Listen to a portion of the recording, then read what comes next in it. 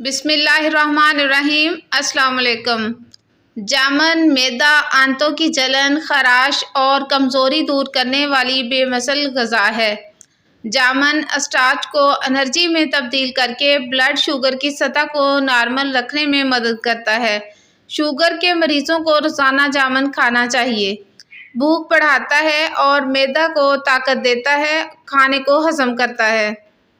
جامن میں پیاز کی شدت اور خون کی گرمی کم کرنے کی قدرتی تاثیر ہے۔ شوگر کے مریضوں کے لیے جامن کا استعمال انتہائی مفید ہے۔ گرمی سے نجات کا بہترین ذریعہ ہے، لیکن جامن کھانے کے بعد پانی نہ پئیں۔